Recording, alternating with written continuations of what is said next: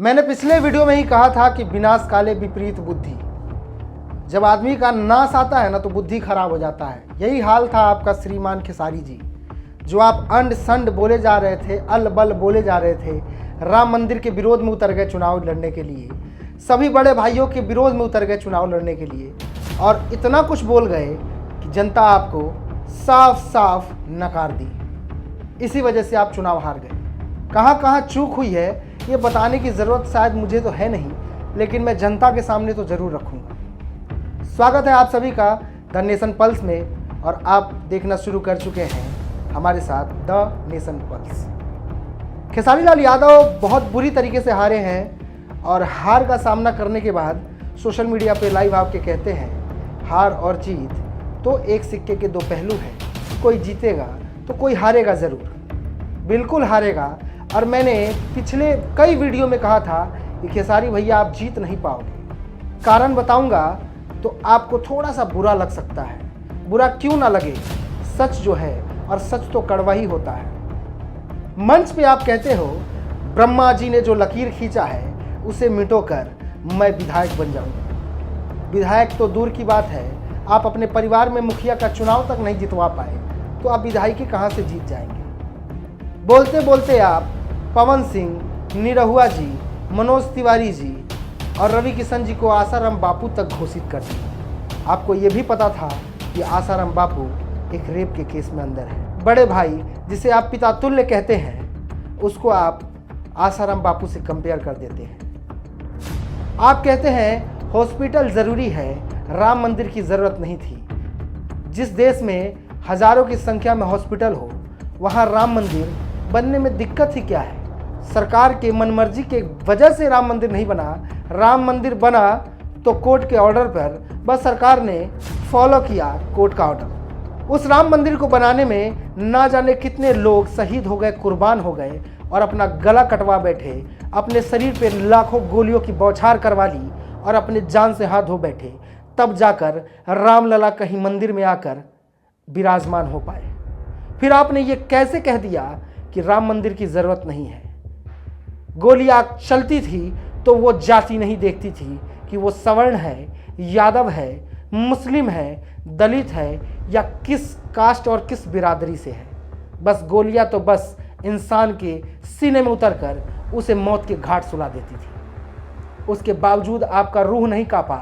आप हिंदू मुस्लिम कार्ड खेलना शुरू कर दिए और आपने कहा मुसलमान से नफरत है बीजेपी को। तो ऐसा नहीं है मेरे बड़े भाई। उसी मुस्लिम परिवार ने आज इतना बड़ा जनाधार दिया है।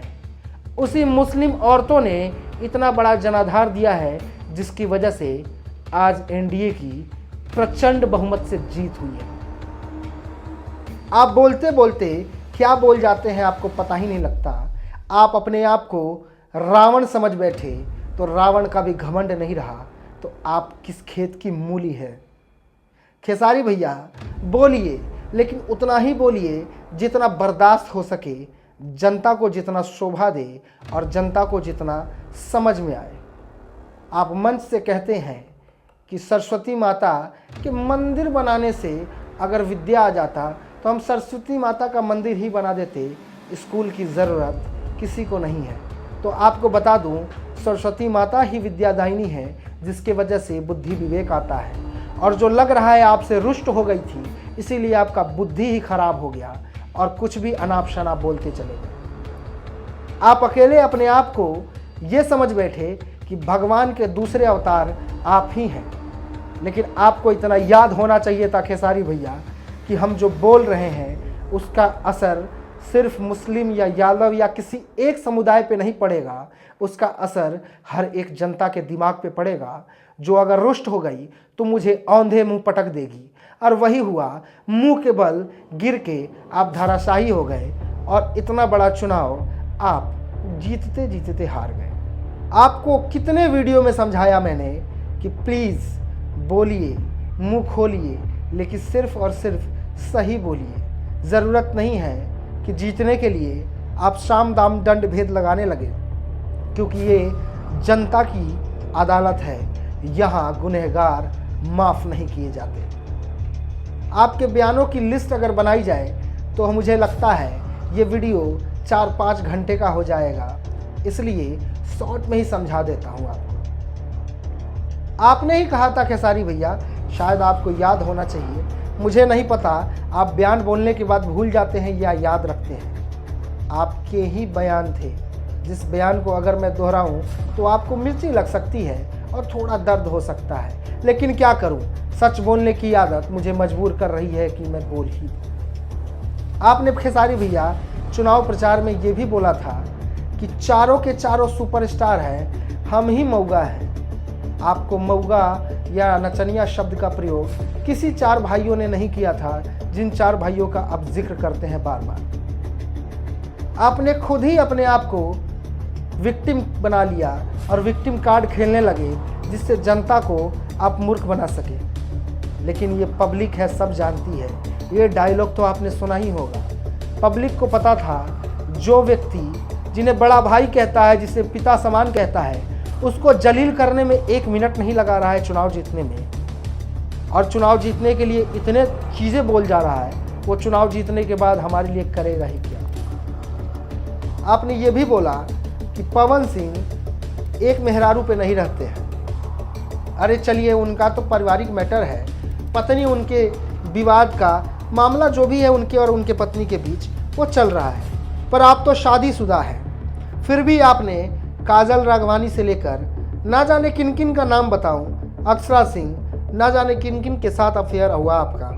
2 बच्चे होने के बावजूद, शादीशुदा होने के बावजूद आप भी तो अपने पत्नी से धोखा कर रहे थे। और मुझे लगता है पति पत्नी की लड़ाई से ज़्यादा गंभीर मामला है कि आप अपनी पत्नी के साथ छल कर रहे थे।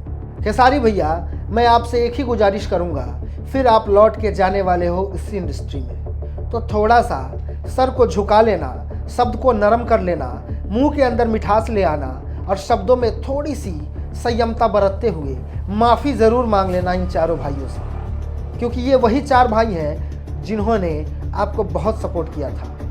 वही दिनेश लाल यादव जिसके बदौलत आप हीरो बने, वही मनोज तिवारी जिसके बदौलत आप बागेश्वर बाबा तक पहुँचे, और वही पवन सिंह जिनके वजह से आपको लोग कंपैरिजन समझने लगे। लोग तो नहीं, आप ही पवन सिंह से खुद का कंपैरिजन करते हैं और खुश होते हैं।